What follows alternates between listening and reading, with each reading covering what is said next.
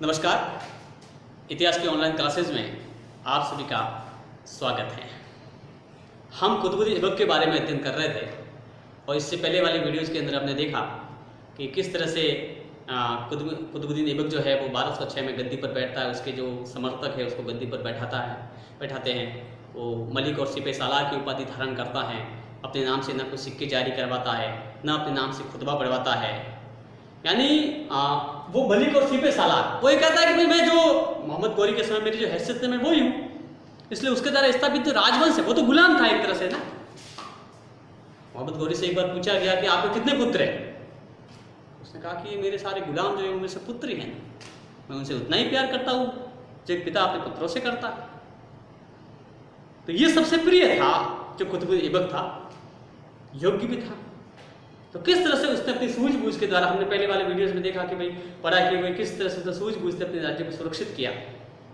बोले वो गयासुद्दीन मोहम्मद हो, आगे चल करके जो गयासुद्दीन मोहम्मद जो आगे चल करके गजनी के अंदर या यूँ कहे कि गौर प्रदेश के अंदर जा करके जो मोहम्मद गौरी का उत्तराधिकारी हुआ था, उसने 1208 के अंदर राज की पताका, राज की छत्र वगैरह ये भेजा था कुतुबुद्दीन ऐबक को, और उसने एक तरह से उसकी सत्ता को मान्यता दी थी कि भैया, क्योंकि मोहम्मद गौरी के उत्तराधिकारी के द्वारा जब तक वहाँ उसके गौर प्रदेश के अंदर जब तक उसको कोई, यानी जो देखो सत्ता के मध्यकाल में दो कनेक्शन रहे।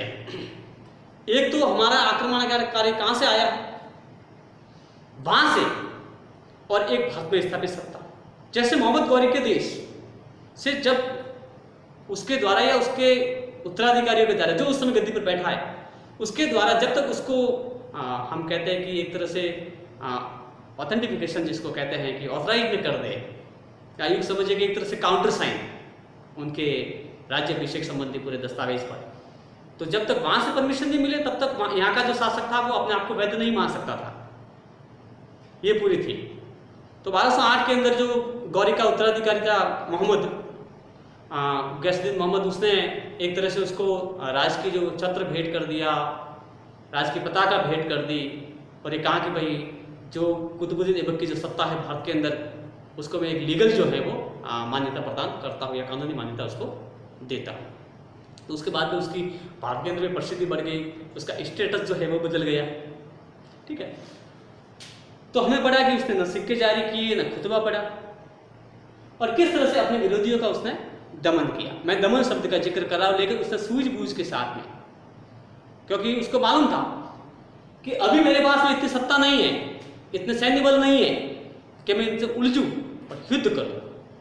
तो मोहम्मद गौरी के बाद में कुतुबुद्दीन ऐबक का जो शासनकाल है भारत के अंदर, उसको हमने या इतिहासकारों ने उसको अलग अलग भागों में विभाजित किया है।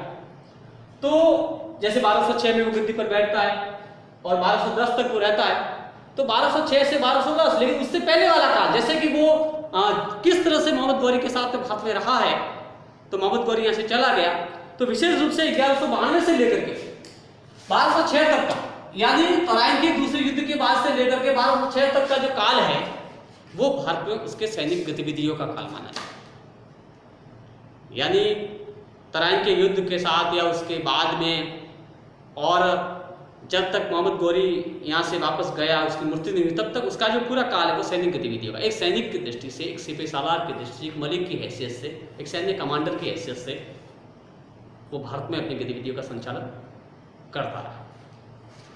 तो ये जो 1192 से लेकर के 1206 तक की जो अवधि है वो कुतुबुद्दीन ऐबक की सैन्य गतिविधियों की अवधि या जो वो काल है वो सैन्य गतिविधियों का काल माना जाता है।